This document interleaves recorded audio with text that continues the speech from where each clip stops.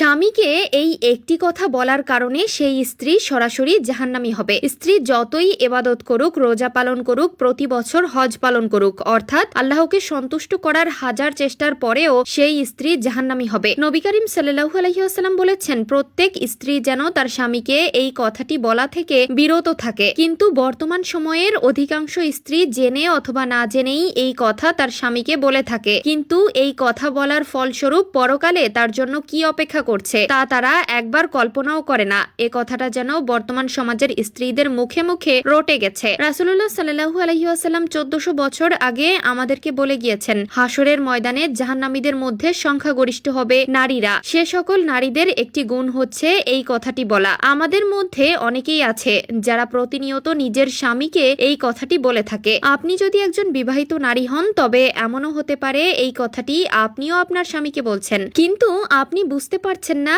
এই একটি কথার কারণে আপনাকেও জাহান্নামে যেতে হবে, সহ্য করতে হবে জাহান্নামের কঠিন আগুন। তাই সাবধান প্রিয় বোনেরা, এই কথাটি নিজের স্বামীকে কখনোই বলবেন না। প্রতিটি স্ত্রীর কাছে তার স্বামী জান্নাত পাওয়ার একটি মাধ্যম। মহানবী সাল্লাল্লাহু আলাইহি ওয়াসাল্লাম নানাবিধ হাদিসের মধ্যে উল্লেখ করেছেন, যদি কোনো স্বামী তার স্ত্রীর উপরে অসন্তুষ্ট থাকে, তবে সেই স্ত্রী কখনোই জান্নাতে যেতে পারবে না। আমাদের মধ্যে প্রত্যেক স্ত্রীর স্বামী তার পরিবার এবং তার স্ত্রীর জন্য, তাদেরকে ভালো রাখার জন্য দিনরাত পরিশ্রম করে। দিন শেষে অর্থ উপার্জন করে তা দিয়ে তাদের ভরণ পোষণ করে। সংসারের যখন যার যেটা দরকার হয় তখন সেটাই পূরণ করার চেষ্টা করে। স্ত্রী তার স্বামীর কাছে যখন যেটা চায় তখন সেটা না পারলেও সেটা পূরণ করার আপ্রাণ চেষ্টা করে। তবে কিছু স্ত্রী আছে যারা কিনা তার স্বামীর এত কষ্টকে তোয়াক্কা করে না, স্বামীকে সর্বদা অপমান করে, সর্বদা স্বামীকে বলে তুমি আমাকে কি দিয়েছো। অপর কোনো স্ত্রীর স্বামীকে উদাহরণস্বরূপ দেখিয়ে নিজের স্বামীকে অপমান করে, নিজের স্বামীকে এটা পর্যন্ত বলে তোমার সাথে আমার বিয়ে না হলে তোমার সংসার কেউ করতো না। যে কথাগুলো স্বামী স্ত্রীর মধ্যকার বন্ধনের কথা হয়, অর্থাৎ স্বামীর কোনো ছোটখাটো ভুল থাকলে সেগুলো